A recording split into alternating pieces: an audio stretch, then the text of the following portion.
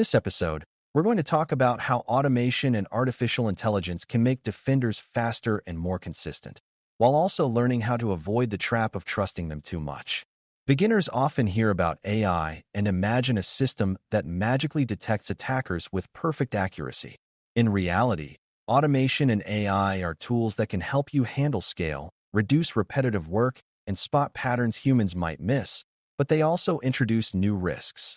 The biggest risk is overtrust, which is when people accept outputs as truth without checking assumptions, context, and potential failure modes.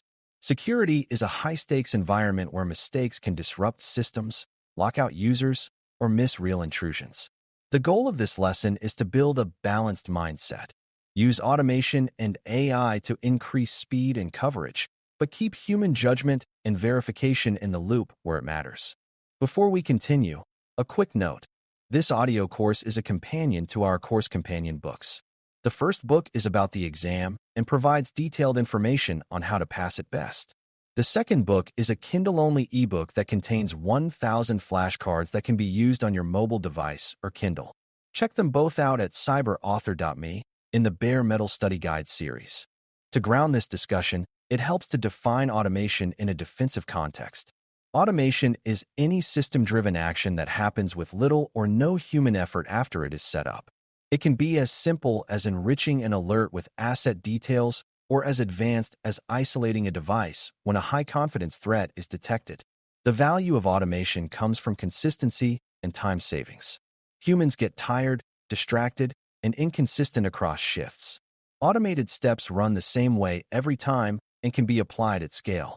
When defenders are flooded with alerts, automation can handle repetitive tasks like deduplicating similar events, tagging alerts with severity based on known rules, and gathering context from multiple data sources. Even without advanced AI, this kind of workflow automation can dramatically improve response speed and reduce the mental load on analysts. Now let's define what we mean by AI in this lesson. AI is a broad term, but in defensive technologies it often refers to models that identify patterns, classify events, or predict risk based on data. Some systems use machine learning to detect anomalies, such as unusual login behavior or rare process patterns.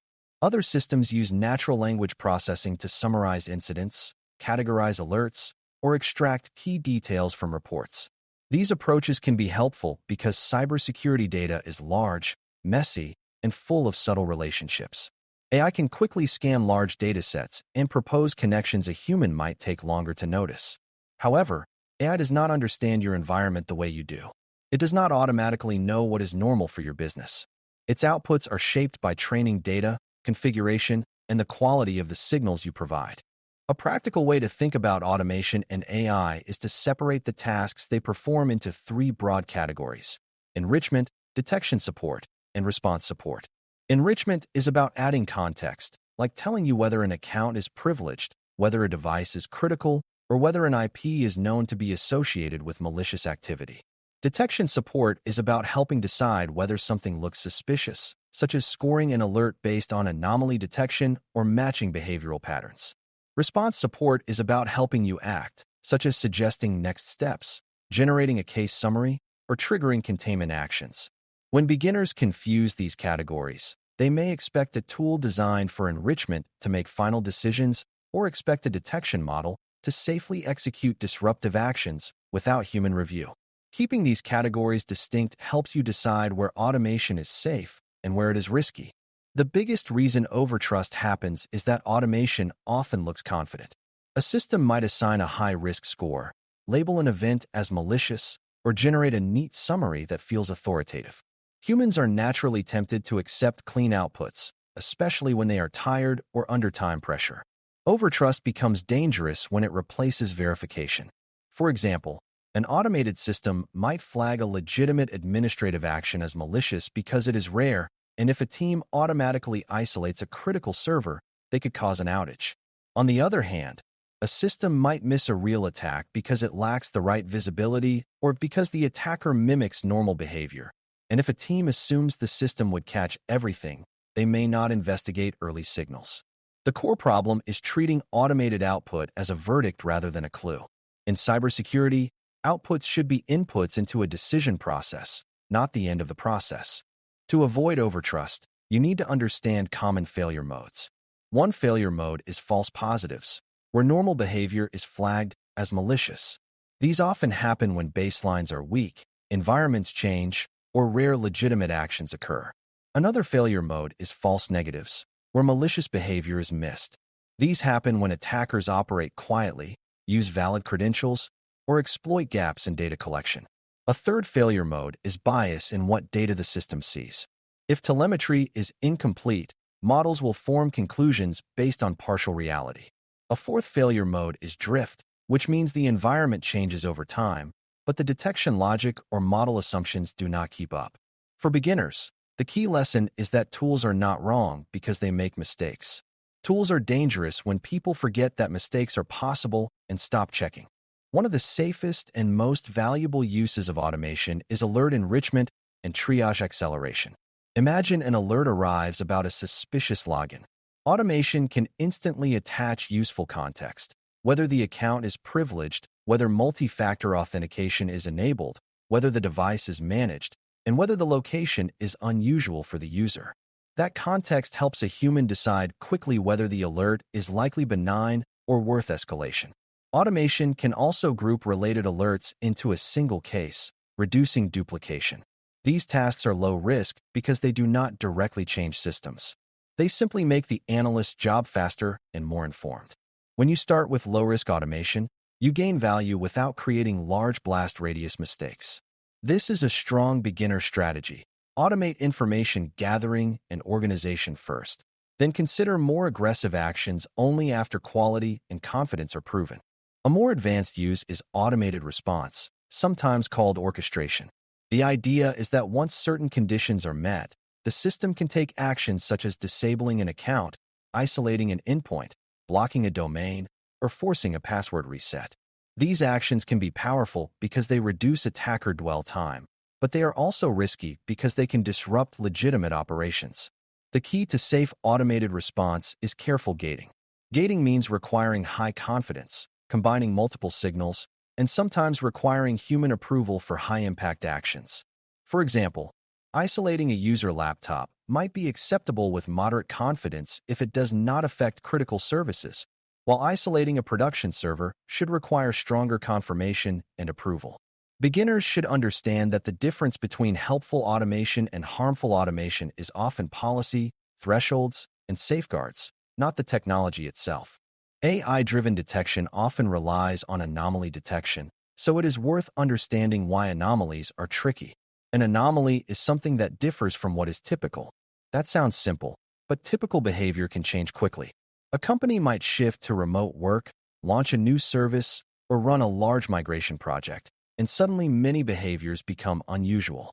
If an AI model flags all of that as suspicious, analysts may become overwhelmed, and they may start ignoring alerts. Attackers can also intentionally blend into normal patterns.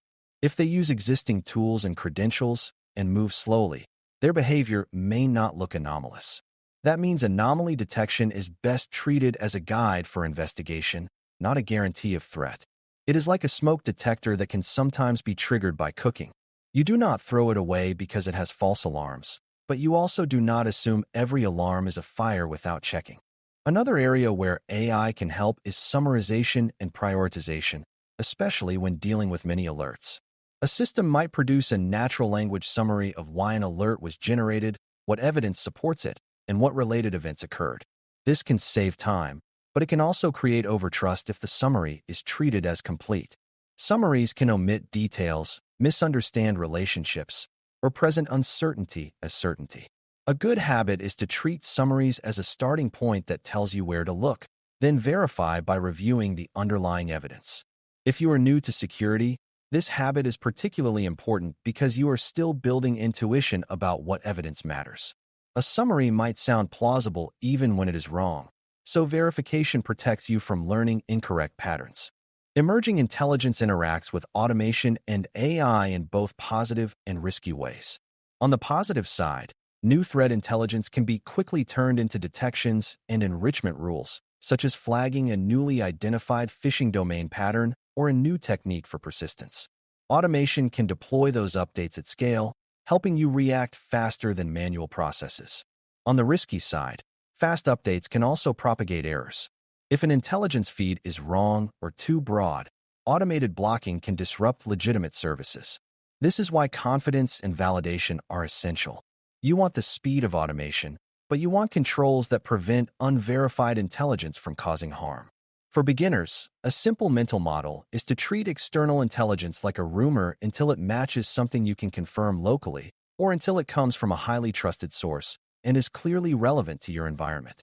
A balanced approach also includes measuring performance and learning over time. If you deploy automation or AI, you should be able to answer questions like how often did it reduce investigation time, how often did it produce false positives, and what actions had the highest cost when wrong. Even at a conceptual level, this mindset matters. It reminds you that tools need feedback loops. When an automated process produces too many noisy alerts, you adjust it. When an automated response is too aggressive, you add safeguards. When a model is missing certain attacks, you improve data collection or add complementary detections. This feedback mindset is the antidote to overtrust. Overtrust assumes the tool is finished and correct. Mature defense assumes the tool is always improving and always being checked. By the end of this lesson, the point is not to fear automation or AI, and it is not to worship them either. Automation is excellent at repetitive, consistent tasks and can dramatically improve scale and speed. AI can help with pattern recognition, scoring, and summarization, but it remains dependent on data quality, context, and ongoing tuning. Overtrust is dangerous because it turns tool output into unquestioned truth and can either cause disruptive mistakes or create blind spots. The decision rule to remember is this: automate and use AI to accelerate low-risk steps like enrichment and grouping, and only allow high-impact automated actions when multiple independent signals create high confidence and you can verify outcomes quickly. Thanks for listening. For more audio courses, daily newsletters, and more, please visit baremetalcyber.com.